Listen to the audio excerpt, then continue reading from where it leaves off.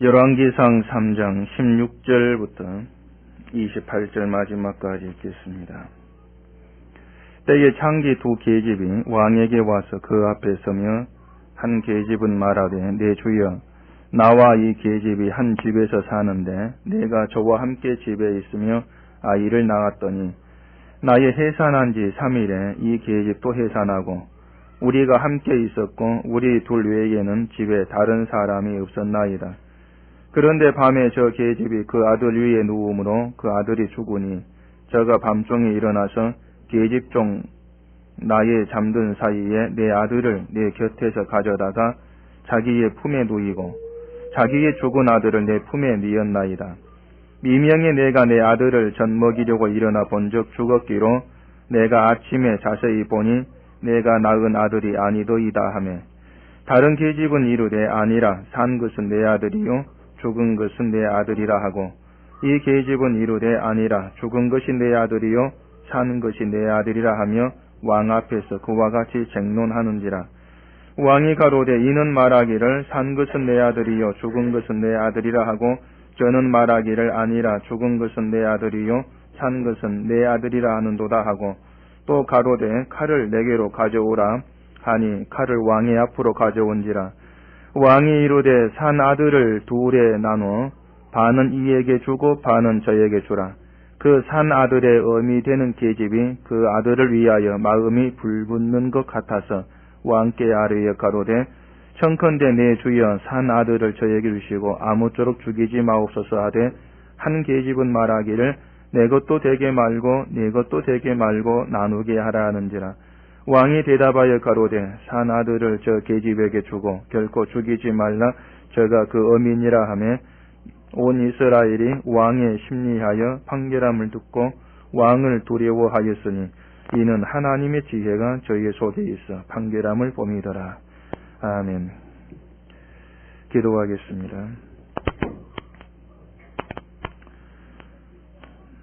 하나님 말씀 앞에서 세상을 살아간 우리의 지식과 모든 지혜가 다 무너지고 우리를 살리신 하나님의 그 놀라운 지혜만 우리 속에 남아있게 주시옵소서. 예수님 이름으로 기도합니다. 아멘.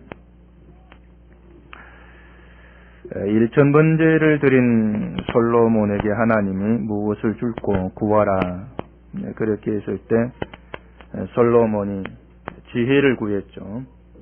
그래서 하나님이 솔로몬에게 지혜를 주셨는데 솔로몬이 하나님께 그 지혜를 구한 것은 이스라엘 백성들을 잘 재판을 하고 또 선악을 분별하기 위해서라 그러한 그 내용이 있습니다. 근데 이제 우리가 좀 궁금해할 것이 뭔가 하면은 하나님께서 솔로몬에게 준 그 지혜라고 하는 것이 과연 뭐냐? 거기에 우리가 좀 궁금증을 둬야 됩니다. 그래서 하나님이 솔로몬에게 준 지혜가 바로 이런 거다. 그걸 알게 해주는 것이 본문의 내용이거든요. 왜냐하면 본문에 나오는 그 솔로몬의 재판은 솔로몬의 지혜가 어떻다는 것을 보여주는 하나의 증거물로 소개되고 있기 때문에 본문의 내용을 잘 파악을 하면은 솔로몬이 받은 지혜라는 것이 이런 것이고 또 신자가 그 하나님의 지혜로 산다는 것이 이런 것이구나. 그걸 배울 수가 있는 겁니다. 본문은 말한 대로 그 하나님께로부터 지혜를 받은 솔로몬이 맨 처음 행한 재판 사건이죠. 이 솔로몬의 재판 이야기는 그 솔로몬 이야기에서 아주 유명한 그런 일화라는 건 여러분이 아실 겁니다. 안 믿는 사람들도 이 솔로몬 재판 이야기는 어떤 그 현명함이라든가 또 지혜의 대표적으로 알고 있는 그런 그 내용이죠. 이 솔로몬 재판 내용을 간단히 말씀을 드리면은 창녀 두 여인이 있는데 두 여인이 솔로몬을 찾아와서 소송을 하는 겁니다. 그 소송 내용은 두 여인이 한 집에 기거하는 그런 관계에 있는데 한 여인이 먼저 아이를 해산을 했습니다. 3일 뒤에 다른 여인도 같이 해산을 했죠. 근데 한 여인은 이 잔버릇이 고약했는지 자면서 막 아이를 깔아 뭉개가지고 죽여버립니다. 그러자 자기 아이, 죽은 자기 아이하고 살아있는 그 다른 여인 아이를 바꿔치기 해버리죠. 그러다가 아침 일어나서 자기 아들이 아니라는 것을 안 여인이 이 아이는 내 아이가 아니다. 그러면서 주장을 하니까 바꾼 여인은 아니다. 그게 네 아들이다. 뭐 이렇게 하니까 결국에는 이제 왕 앞에 나와가지고 소송을 걸 수밖에 없단 말이죠. 아이를 바꿔치기 당한 여인이 뭐 아무리 난지 며칠 안 됐다 할지라도 자기 아들을 몰라보겠습니까? 그래서 내 아들 찾아달라 이렇게 재판을 하는데 그 재판서 솔로몬의 해결 방법이 아주 유명하단 말이죠. 솔로몬이 해결하는 것은 칼을 가져와라. 그래서 아이를 둘로 나눠가지고 각기 두 여인에게 주라는 것입니다. 그 말을 듣고 두 여인의 반응이 달랐죠. 아이의 진짜 엄마는 내 아들, 그 아이를 죽이지 말고 그만 저 여인에게 주십시오. 이렇게 나오는데 다른 여인은 아이의 가짜 속인 그 여인은 그만 둘로 나눠가지고 내 것도 저 사람 거 되지 않게 해달라. 이렇게 이제 반응이 나오는 겁니다. 내 눈앞에서 내가 낳은 아들이 죽는데 뭐 내 죽은 아들이라도 내가 차지하겠다 해가지고 아들 죽는 걸 볼 엄마가 누가 있겠습니까? 자동적으로 진짜 엄마가 어떤 여인이냐는 것은 그것으로 드러나게 된 것이죠. 근데 아이를 바꿔치기 한 여인은 그 아이에게는 사랑이 없는 겁니다. 내가 낳은 아들이 아니니까. 사랑이 없으니까 그만 죽든 상관없이 나누라. 이렇게 나오는 것이죠. 어찌 보면은 내 아들은 죽었는데 저 여인 아들은 살았다. 거기에 대한 하나의 또 분풀이라고도 볼 수가 있을 겁니다. 내가 잘못해가지고 내 아이를 죽여놓고는 다른 사람 아이가 멀쩡하다는 거. 그것은 그 참지를 못하고 있는 거예요. 내가 이렇게 못됐으니까 너도 같이 못되자. 이것이 어찌 보면은 그 인간의 심보라. 그렇게도 볼 수가 있을 겁니다. 나는 못되었지만 너만은 잘 되어라는 이걸 보기가 참 쉽지가 않다고 하는 것이죠. 어쨌든 이 두 여인의 그 반응을 보면은 누가 진짜 엄마인가는 금방 나타나는 것이거든요. 근데 솔로몬도 아이를 죽이지 말고 저 여인에게 주라 하면서 그 아이를 죽이지 말라고 한 그 여인이 진짜 엄마라는 그런 판결을 내린 것입니다. 이게 그 지혜를 받은 솔로몬이 맨 처음에 간 그런 그 재판 사건이었는데 하나님이 솔로몬의 기도대로 지혜를 주셨다. 그걸 말씀한 후에 그 솔로몬이 행한 재판 이야기를 하고 있는 것은 앞서 말한 대로 하나님의 지혜라고 하는 것이 바로 어떤 것이냐. 그걸 보여주기 위한 것으로 볼 수가 있는 거예요. 그래 솔로몬 재판에는 하나님의 지혜가 담겨 있는 겁니다. 그래서 이 솔로몬 재판 보면서 하나님의 지혜가 어떤 것인가 하는 것을 아는 쪽으로 우리가 접근해 가야 되는 것이죠. 근데 이제 이 솔로몬 재판을 보면서 되게 생각하는 게 뭐냐면은 그 솔로몬의 현명함, 그걸 우리가 되게 생각을 합니다. 똑같이 아이 엄마다 이렇게 주장하는 그런 상황에서 누가 진짜 엄마인가를 가려내야 되는 참 그런 힘든 그런 그 재판이었는데 그 솔로몬이 현명한 방법을 동원해 가지고 진짜 엄마를 가려내었다. 참 똑똑하다. 그런 걸 지혜로 그렇게 이해하는 경우가 많단 말입니다. 아마 여러분이 봐도 본문에서 그 보여지는 것은 그 솔로몬의 현명함, 그게 얼른 눈에 들어올 거예요.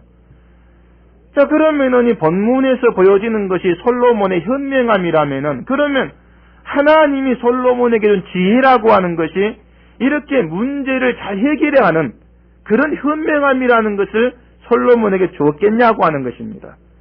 그게 하나님이 준 지혜였겠는가? 그걸 우리가 의문을 좀 생각해 볼 수가 있는 것이죠. 솔로몬에게 준 지혜를 그 현명하는 것을 생각한다면은 결국에 솔로몬이 현명하지 못했다가 하나님께 기도해가지고 지혜를 받아서 현명한 왕이 됐다. 그런 식의 얘기가 또 되어지지 않습니까? 과연 그런 식의 이해가 우리가 맞다고 생각이 되냐고 하는 거죠. 하나님께 기도한다는 것은 우리 힘으로는 안 된다는 것입니다. 우리 힘으로는 얻을 수가 없다. 그런 뜻이에요. 인간의 힘으로 안 되기 때문에 하나님을 의지해서 하나님께 기도하는 겁니다. 근데 현명하다고 하는 것은 그게 인간의 힘으로 얻을 수 없는 게 아니잖아요. 현명함이라는 게. 사람이 현명하다 이것은 또 난처한 문제, 또 어떤 상황을 잘 풀어가는 그런 어떤 기술적인 방법들, 뭐 그렇게 말할 수가 있는데, 그런 건 우리가 살아가면서 인생 경험을 가지고 얻을 수도 있는 것이고, 또 머리가 좋아가지고 뭐 가질 수도 있는 그런 문제예요. 현명이라는 것은 굳이 이 세상에서 인간 힘을 얻을 수 없는 그런 게 아니란 얘기입니다. 말한 대로 경험을 통해서 또 머리가 똑똑할 때 뭐 이런 여러 가지 그 방법을 통해 가지고 현명해질 수가 있는 것이죠. 근데 분명하다는 것은, 이 현명하다는 것은 하나님께 기도해서 인간의 힘으로 얻을 수 없는 그게 분명히 아니다는 얘기입니다. 근데 솔로몬의 지혜는 하나님께 기도함으로 인해서 하나님이 주신 거예요. 그렇기 때문에 솔로몬의 지혜가 인간의 힘으로 얻을 수 없는 것이라는 그런 답을 내리고 우리가 생각해 본다면은 이 지혜라고 하는 것이 문제를 잘 해결하는 현명함이라는 것, 그건 분명히 아니다. 그런 답 우리가 내려놓고 시작할 수가 있는 겁니다. 그래서 이 솔로몬 재판이 비록 겉으로는 그 솔로몬의 지혜가 참 현명한 것으로 그렇게 보여지는 것처럼 여기지면은 사실 현명의 의미로서의 지혜가 아니고 다른 의미의 지혜, 그걸 보여주고 있는 것이 바로 이 본문의 재판이라는 겁니다. 그걸 아는 게 중요한 거예요. 26절에 보면은 그 산 아들의 어미 되는 계집이 그 아들을 위하여 마음이 불불 는 것 같아서 왕께 아뢰어 가로되 정컨대 내 주여 산 아들을 저에게 주시고 아무쪼록 죽이지 마옵소서 하되 한 계집은 말하기를 내 것도 되게 말고 이것도 되게 말고 나누게 하라는지라. 그렇게 되어 있죠. 아들을 칼로 나누어 주라. 그렇게 하니까 진짜 엄마의 그 마음이 아들을 위해서 불붙는 것 같았다. 그렇게 말하죠. 그게 뭐냐면 진짜 엄마에게는 가짜 엄마에게 없는 것. 그게 뭐냐면 아들을 불쌍히 여기는 마음. 그게 진짜 엄마에게 있었던 것입니다. 아들을 불쌍히 여기는 그 마음. 그 마음에 의해서 누가 진짜냐? 그게 지금 드러나고 있는 거예요. 이처럼 그 죽음의 위기에 처한 아들을 위한 불붙는 것 같은 마음, 그 아들을 불쌍히 여기는 마음, 그걸 한마디로 표현하면은 뭐라고 말합니까? 궁율이라고 말하는 겁니다. 불쌍히 여긴다. 그게 궁율의 마음이라고 하는 거예요. 그러니까 결국 엄마에게는 아들을 향한 궁율의 마음이 있었고 엄마가 아닌 그 가짜 여인에게는 궁율이 없었다고 하는 것입니다. 결국에 엄마가 아들을 불쌍히 여기는 그 마음에 의해서 선악이 드러나게 된 거예요. 이 솔로몬 재판을요, 단순히 진짜 엄마와 가짜 엄마를 가려내는 재판, 누가 속이고 있느냐, 이걸 가려내는 그런 재판으로 보면은 안 되는 겁니다. 자꾸 옳고 그름을 가려내는 그렇게만 보기 때문에 이 솔로몬의 재판을 참 현명하게 잘했다, 이런 쪽으로만 생각을 하게 되는 것입니다. 솔로몬의 재판은요, 솔로몬이 이스라엘을 앞으로 어떻게 다스릴 것인가, 무엇을 기준에 다스릴 것인가, 이걸 보여주는 것입니다. 그 9절에 보면은 누가 주의 이 많은 백성을 재판할 수 있사오리이까? 지혜로운 마음을 종에게 주사 주의 백성을 재판하여 선악을 분별하게 하옵소서. 그렇게 말하잖아요. 이 솔로몬이 지혜의 마음을 구한 것은요, 이스라엘 백성을 재판해가지고 선악을 분별할 수 있게 해달라는 것입니다. 그러니까 그냥 옳고 그름을 가려내는 그런 재판, 그런 지혜가 아니고 선악을 분별하는 그 재판을 위해서 지혜를 구한 거예요. 옳고 그름을 가려내는 그런 재판이라면은 현명한 판단해가지고 누가 진짜고 누가 거짓이냐 이것만 가려내면 되는 겁니다. 근데 그것은 세상 재판관 역할이야 그 말입니다. 이스라엘의 재판관 역할은 옳고 그름, 누가 맞고 누가 틀리냐 이걸 가려내는 것이 아니라 선악을 분별해서 나타내는 것. 그게 이스라엘의 재판관의 역할이라고 하는 거예요. 근데 선악을 분별한다고 하는 것이 인간의 현명함이나 인간 세상 지혜 가지고는 안 된다는 얘기입니다. 선악을 분별하는 것은 하나님이 준 지혜의 마음이 그 속에 있을 때 가능한 일이다. 그런 얘기죠. 왜냐하면은 하나님의 지혜가 있을 때에만이 뭐가 선이고 뭐가 악인가를 바르게 분별할 수가 있는 거예요. 좀 어려워지는데 그래도 이 얘기를 제가 하지 아니할 수가 없습니다. 그래 어제 새벽 2시까지 고민하면서 어려운 얘기 어떻게 쉽게 할까? 잠이 안 와요. 좀 쉽게 해야 되겠는데 그래가 하도 이제 안 되가 집사람 그때 깨 있어가지고 집사람한테 내 물어볼게 답해봐라 했어. 물어봤더니 답을 하더라고요. 아 그럼 이해가 되겠구나. 왜냐면 집사람 실력을 맨 꼽아내니까 은석교회에서. 그래서 제가 지금 이야기를 계속 드리는 겁니다.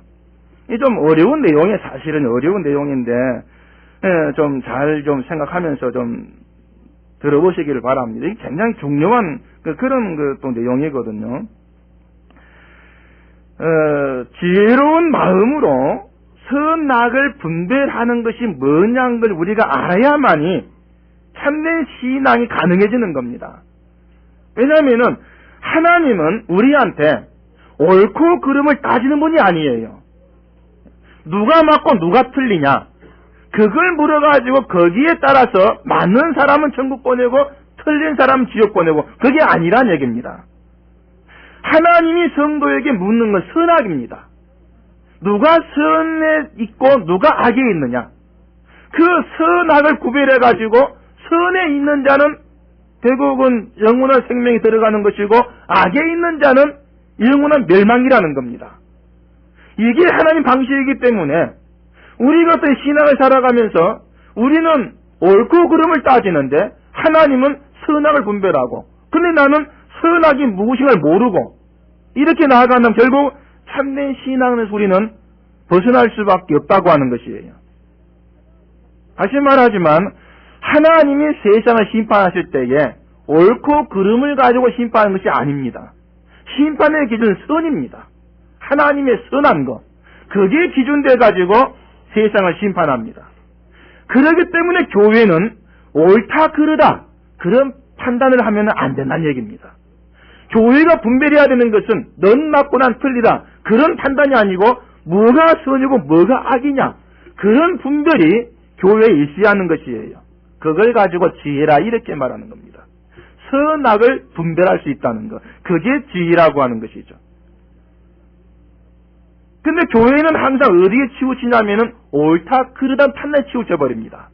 누가 맞고 누가 틀리냐 거기에 치우치기 때문에 넌 틀렸고 나는 맞다는 그런 다툼과 판단과 변론만 계속해서 맺어지더란 얘기예요. 근데 이처럼 너는 틀리고 나는 맞다는 변론과 다툼 맺어지는 이것이 바로 하나님의 지혜로 볼 때는 그게 악이란 얘기예요.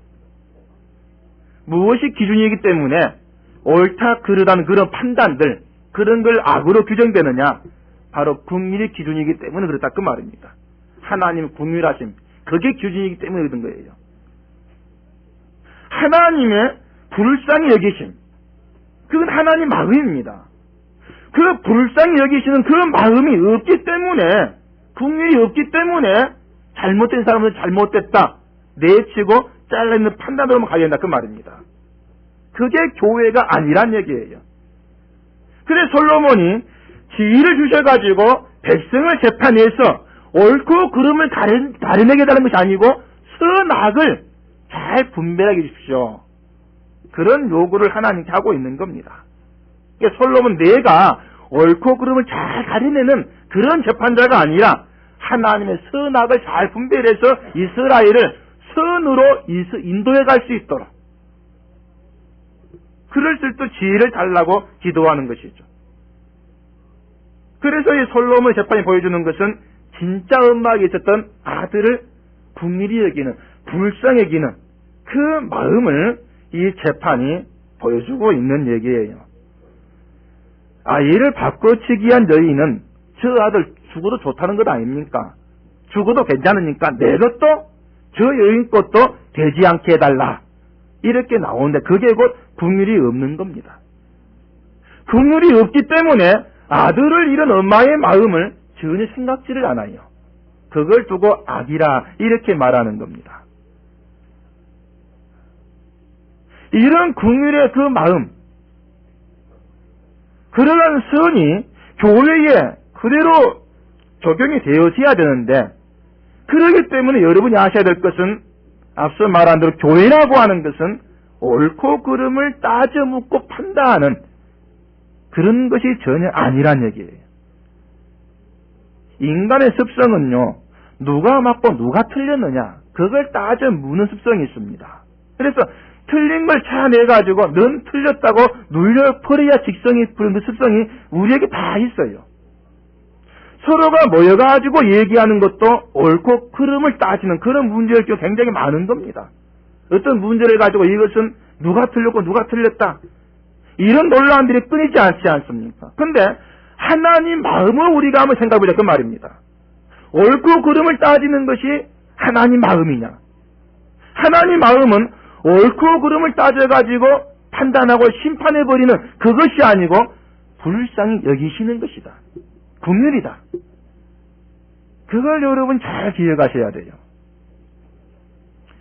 그 바리새인 습성이 어떠한가를 여러분 아실 것입니다. 바리새인은 옳고 그름을 따졌던 사람들입니다. 그래서 법에 저촉된 사람들은 몽땅 그들 보기에 틀린 사람들이에요. 그런 사람들 바리새인은 죄인이다 이렇게 말하면서 멀리 해버렸습니다. 너 틀렸다, 담을 쌓아버리는 것이죠. 근데 예수님은 그 죄인들을 틀렸다고 하지 않습니다. 오히려 가까이 하신단 말입니다. 가령 그 가늠하다 붙들려온 여인을 끌고 온 사람들, 그들이 한 말이 뭐였습니까? 이 여인은 잘못했습니다. 잘못된 일을 틀렸다는 것이죠. 그러니까 거기에 따라 벌을 내려야 됩니다. 그렇게 나옵니다. 근데 예수님은 그 가늠한 여인을 그래 넌 잘못했다 벌 받아라 이렇게 하지를 않아요. 오히려 그 같이 몰려온 사람들에게 죄 없는 자가 여인을 치라 이렇게 말합니다. 다시 말해서 전혀 틀림이 없는 사람, 완벽히 옳게 행하는 그 사람만 여인을 치라는 것입니다. 예수님은 여인을 불쌍히 여기셨던 거예요. 그게 바로 긍휼이었던 것이죠. 그게 주님의 선하심입니다. 그렇기 때문에 그 긍휼에서 벗어나 있는 모든 것을 성경은 악한 것으로 그렇게 규정을 하더란 말입니다. 나는 옳다 그러면서 내 눈에 틀린 데를 정죄하고 판단하는 이러한 것이고 긍휼의 마음에서 벗어나 있는 것이기 때문에 긍휼이 구준되어 가지고 남을 판단하는 그게 바로 악한 것이다. 그렇게 분별이 되는 것이죠.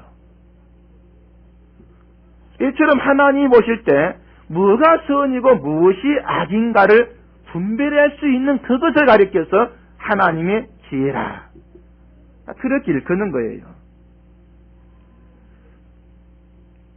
이해가 되십니까? 예. 저는 그걸 믿습니다. 우리 집사람이 알고 있기 때문에. 그래서 이 하나님의 지혜가 있을 때에는 절대 그 지혜로 인해서 옳고 그름으로 나가지를 않고 긍휼이 맺어지는 선으로 나아가게 된다는 거예요. 그래서 솔로몬은 이스라엘을 그 하나님 마음, 즉 긍휼로서 다스리기를 원했던 것입니다. 그래서 지혜를 구한 거예요. 이스라엘이 하나님 긍휼을 알고 긍휼로 다스림 받으면서 긍휼 아래 살아가는 그러한 나라가 되기를 원함으로써 하나님께 지혜를 구했다는 것이죠. 만약 솔로몬이요 이스라엘을 하나님이 다스린 하나님의 나라가 아니라 자기의 나라로 봤다면은 지혜를 구하지를 않았을 겁니다. 그 10절부터 오면 이렇게 말하거든요. 솔로몬이 이것을 구하며 지혜를 구한 것이죠. 그 말씀이 주의 마음에 맞은지라. 이에 하나님이 저에게 이르시되 내가 이것을 구하도다. 자기를 위하여 수도 구하지 아니하며 부도 구하지 아니하며 자기의 원수의 생명 멸하기도 구하지 아니하고 오직 송사를 듣고 분별한 지혜를 구하였은즉. 그렇게 되어 있죠. 자기를 위해서 수도 부도 구하지 아니했다는 것은 이스라엘을 자기 나라로 여기지 않았다는 겁니다. 만약 이스라엘을 이건 내 나라다 이렇게 여겼다면은 수와 부를 구함으로써 이스라엘이 크게 되기를 원했을 거라 그 말이죠. 왜냐하면 이스라엘이 부강해지는 거예요. 이것이 곧 솔로몬 힘이거든요. 왕이 힘이지 않습니까? 그러니까 이스라엘을 위해서, 내 나라를 위해서 수와 부를 구했을 거라 그 말입니다. 교회를 두고 생각하면 이해될 수가 있는 겁니다. 목사가 교회를 자기 교회로 여긴다면은 하나님께 수와 부를 구하게 돼 있습니다. 많은 수와 많은 돈, 즉 교회 부흥을 구할 수밖에 없단 말이죠. 왜냐하면 교회의 부흥이 곧 목사의 힘과 능력의 증거물로 그렇게 여겨지기 때문에 어떤 나를 위해서, 나의 힘과 내 능력을 위해서 수와 부를 구할 수밖에 없게 되는 것입니다. 근데 교회를요, 내 교회가 아니라, 내 다스림 아래에 있는 교회가 아니라 하나님이 다스리는 하나님의 교회, 예수님의 몸으로 여긴다면은 수와 부, 그것 대신에 교회가 선악을 분별하면서 긍휼로 감사하고 긍휼의 다스림 받을 수 있도록 지혜를 주십시오. 이렇게 나오게 될 거란 말입니다. 내 교회가 아니고 내가 크게 있어가 아니고 하나님의 교회가 하나님의 뜻에 따라서 다스림 받는 그런 하나님의 온전한 교회로 인도함 받기 위해서 지혜를 구하게 될 거란 얘기를.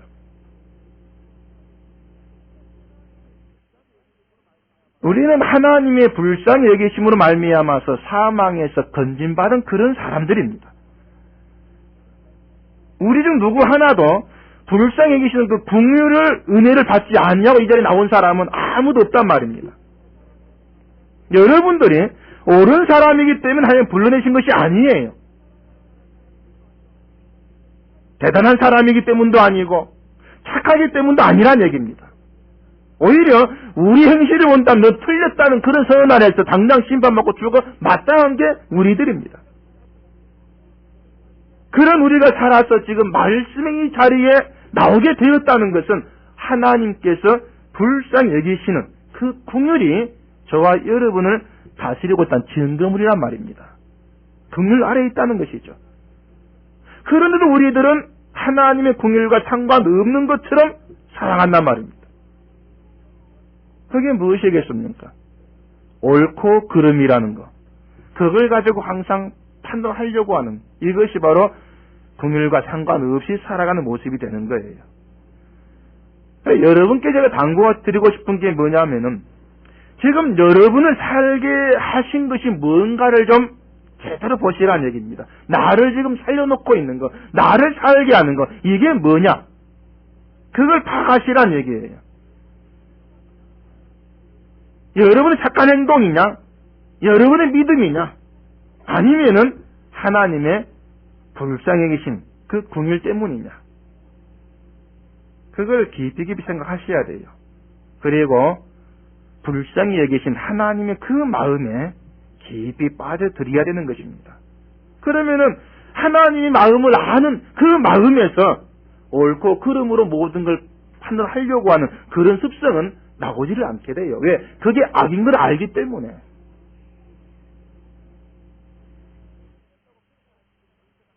누군가를 틀렸다고 판단할 수 있는 그런 권세가 나에게 없다는 알기 때문에 그러한 모습은 보이지 않게 되는 것이죠. 그 창세기에 아벨을 죽인 가인을 하나님이 징벌했을 때에 가인이 그러죠. 나를 만나는 자가 나를 죽일까 두렵습니다. 그때 하나님이 뭐라고 합니까? 누구든 가인을 죽이는 자는 벌을 7배나 받을 것이다. 그렇게 말씀하잖아요. 누군가가 살인자인 가인을 죽인다면은 넌 살인자잖아. 넌 죽음 마땅해. 그런 가인을 향한 옳고 그름의 그 판단 결과일 것입니다.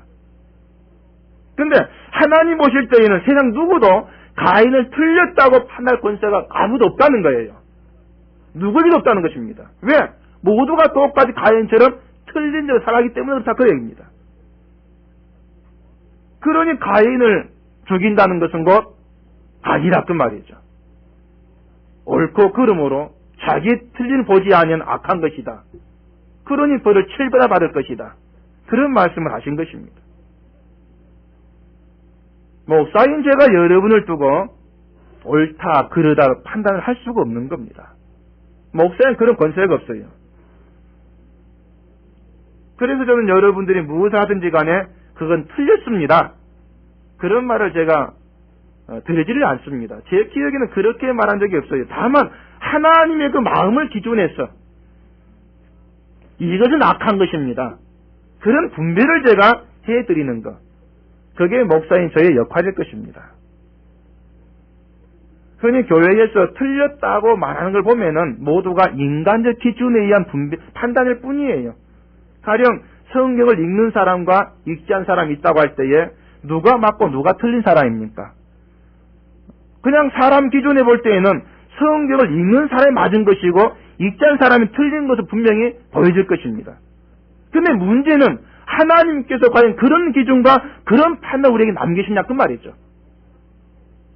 성경을 읽지 않는 사람은 틀린 사람이다. 그런 판단 기준을 우리에게 줬냐 그 말입니다. 결국 우리에게서 그런 판단이 나온다는 것은 내 스스로 세운 행동법칙이라는 것. 내가 이건 맞다고 여기는 그 기준이 내 법칙이 되어버린 거예요. 교회라고 하는 것은 평생도록 성경을 한 장도 읽지 아니하는 그 신자도 능히 구원하시는 하나님의 궁유를 증거해야 되는 겁니다. 참 이게 복음이죠. 평생 성경을 안 읽고 구원받는다. 성경을 안 본 사람에게 얼마나 참 가벼운 그런 복음이겠습니까? 돌아가가지고 옳다랬다면 더 안 읽자. 그러면 더 골치 아픈 일이고. 교회는요, 말씀한 대로 성경을 한 장도 읽지 아니해도 주의를 잘 못 지켜도 능히 구원한 하나님의 그 궁유에 그게 능력입니다. 그 궁유를 믿으시기 바랍니다. 그걸 증거, 그게 바로 교회라 그 말입니다. 근데 교회가 이러한 선악을 분별한 그 지혜가 없음으로 인해서 자꾸 행동을 가지고 이건 옳은 것, 이건 틀린 것 따지고 있는 것이죠. 그래서 성경 읽는 것이 옳은 것이니까 성경 읽어야 됩니다. 그게 신자입니다. 이러한 말이 나올 수밖에 없다 그 말입니다.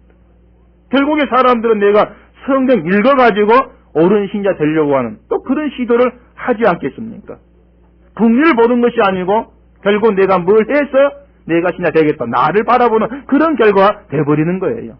그런 모든 것들이 뭐냐면은 하나님의 지혜에서 벗어나 있는 겁니다. 그게 바로 선악을 분별하지 못하는 모습이 되는 거예요. 우리의 삶도 마찬가지입니다.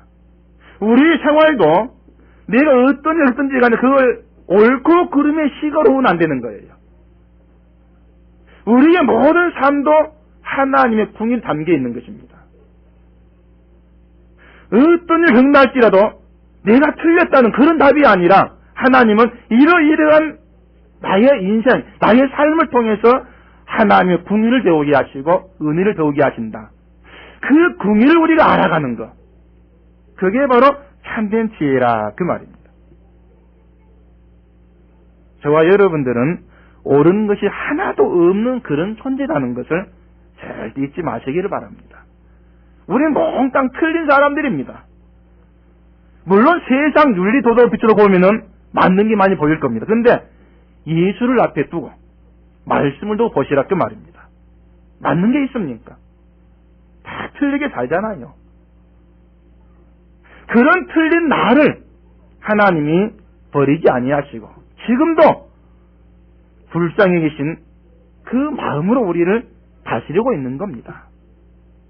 하나님의 궁인의 그 마음이 우리를 이 시간도 말씀 앞에 나오게 한 것입니다.